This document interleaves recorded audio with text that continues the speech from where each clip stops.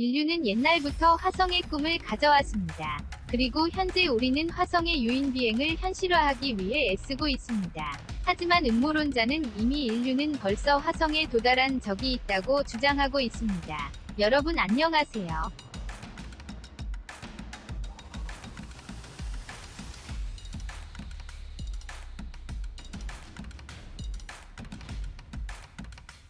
이 흥미 깊은 수수께끼는 적어도 우리가 화성에 발을 들일 때까지는 죽 수수께끼로 남아있겠지요.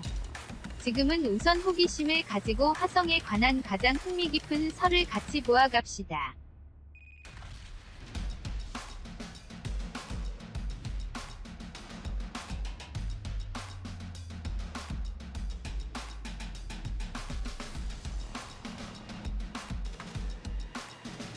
(1979년) 나사 직원이 화성에서 사람을 목격.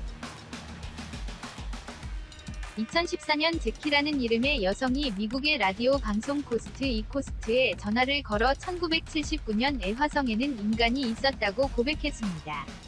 무엇보다 재밌는 것은 그녀가 이 사실의 목격자였다고 하는 것입니다. 당시 나사의 직원으로서 근무하고 있던 그녀는 우주선에서 원격 데이터 통신을 받는 것이 주된 임무였다고 합니다.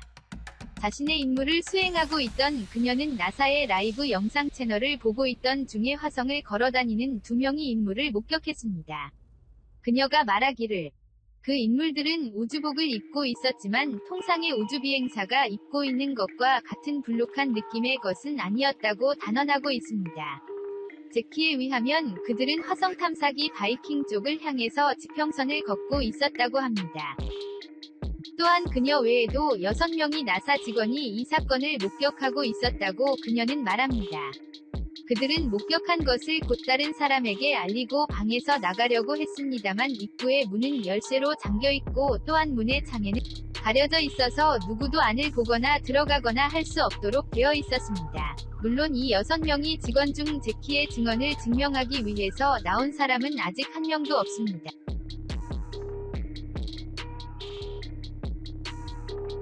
화성에 숨겨진 생명의 존재.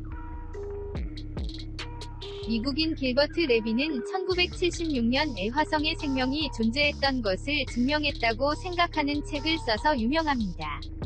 책에서는 표식률이라고 불리는 이 실험이 기록되어 있습니다.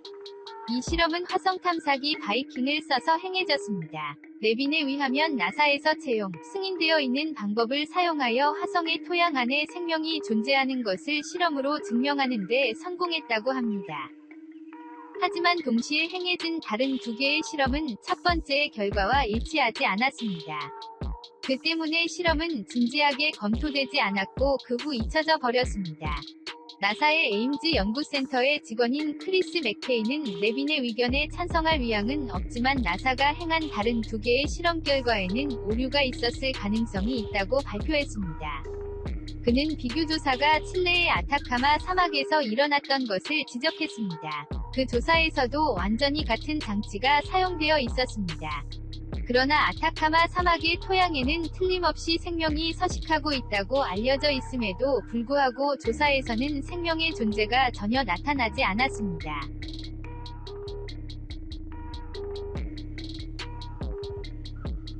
판스퍼미아 설, 우리는 모두 화성에서 왔다.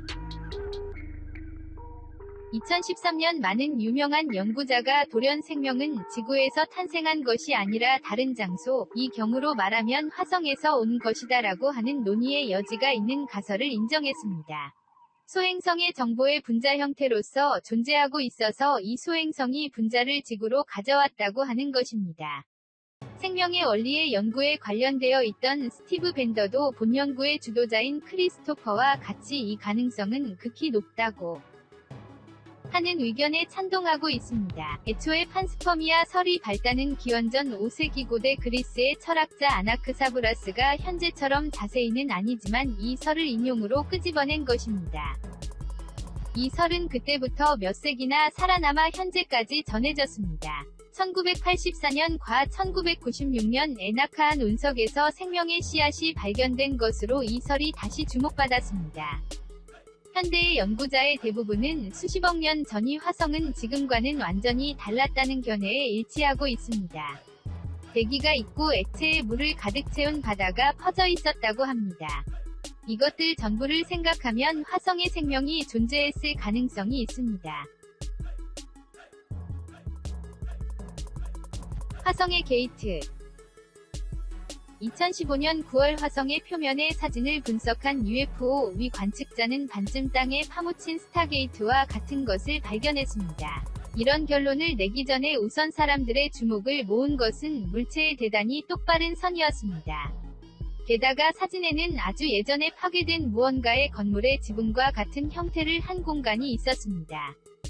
그 중심에는 문과 같은 둥근 기묘한 구조물이 있었습니다. 이 엉뚱한 설은 화성에는 이전에 고대 문명이 존재했다고 하는 가설과 충분히 관련성이 있습니다만, 이번의 건에 대해서만 말하면 이 관측에는 어떤 과학적 증거도 없습니다. 만약 이 물체가 인공적으로 만들어진 것이라면 이 자체가 놀라운 대발견입니다만, 그래도 이 건조물이 다른 세계로 이어지는 문이라고 생각해야만 하는 것은 전혀 아닙니다. 그럼에도 호기심에서 소개해두면, 지구상에서 발견되어 있는 고대 문명에는 지구를 화성과 연결시키는 듯한 터널에 대해서의 기술이 여기저기 발견됩니다.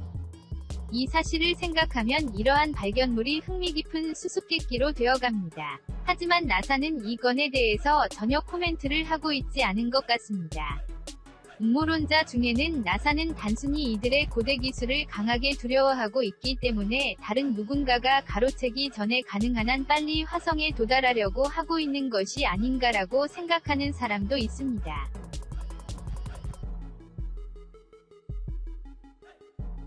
화성의 핵전쟁. 2014년 플라즈마 물리학자인 존 브란덴버그 박사는 화성에는 대규모의 핵폭발이 적어도 2회 일어났다고 발표했습니다. 이 설의 증거로서 브란덴버그 박사는 대기 중에 크세논 129가 고밀도로 존재하고 있는 것과 화성의 토양 중에 우라늄과 트릴륨의 농도가 높게 되어 있는 것을 들었습니다. 나아가 다른 연구자와 달리 그는 이 폭발이 자연 발생적으로 일어난 것이 아니라고 생각하고 있는 것입니다. 사건의 발단은 2011년 브란덴버그 박사가 화성의 시도니아 지역과 유토피아 평원에서 이 땅에 예전에 고대 문명이 존재하고 있었던 것을 가리키는 증거를 발견했다고 발표한 것이었습니다. 게다가 여기서 핵폭발이 일어났을 가능성이 있다고 하는 것입니다. 처음에는 브란덴버그 박사는 이것은 자연적으로 일어난 것일 가능성이 높다고 생각하고 있었습니다만, 이 지역의 어딘가 부자연스러운 것이 그의 마음에 걸렸습니다. 그를 위해 그는 연구를 계속했습니다. 2014년에는 브란덴버그 박사는 이 두 개의 지역에는 핵폭발이 일어났다고 하는 증거가 있고, 그리고 예전에 고대 문명이 존재하고 있었다고 하는 것을 강하게 확신하고 있었습니다. 그는 이 폭발은 자연 발생적으로 생긴 것 따위가 아니라 필시 명확한 의도를 가지고 일으킨 것이라고 하는 견해를 명확하게 했습니다. 그에 의하면 폭발에 매우 강력한 원자폭탄이 사용되었다는 것을 가리키는 증거를 발견했다고 말했습니다. 우주계획, 바이킹 계획에서 시작하여 오늘날에 이르기까지 인류는 수천 장에 이르는 화성의 표면 사진을 보아왔습니다. 대부분의 사진에서는 화성은 완전히 생명자 따위 존재하지 않는 사막과 같이 보입니다만, 그 중에는 매우 기묘하고 때론 수수께끼인 물체가 찍혀있는 것도 있습니다. 예를 들면 2015년 페트로글리프가 새겨진 기둥과 같은 것이 찍힌 사진이 발견되었습니다. 같은 해의 여름에는 일부 사람들이 말하길 휴양에 온 여자와 같은 모습이 확실히 확인되는 사진이 모든 미디어에 보도되었습니다. 수년 전에도 넷상에서 화성을 걷는 여성이 찍혀있다고 하는 이미지가 도는 일도 있었습니다. 2015년에는 눈이 재빠른 열광적인 팬이 화성의 표면에 열쇠를 발견했습니다. 공식적인 견해에 의하면 이것들은 전부 단순한 빛의 차이에 의한 착각이라고 합니다. 그러나 연구자와 음모론자는 카메라를 속일 수는 없다고 하고, 나사의 보관자료 중에는 더욱 흥미깊은 사진과 세계에 아직 공개되지 않은 데이터가 있을 것이라고 생각하고 있습니다. 조금 길어졌습니다만 오늘은 여기까지 소개하겠습니다. 여러분 언제나 시청 감사합니다. 지금부터도 재미있는 동영상을 준비하고 있으므로 잘 부탁합니다. 안녕히 계세요.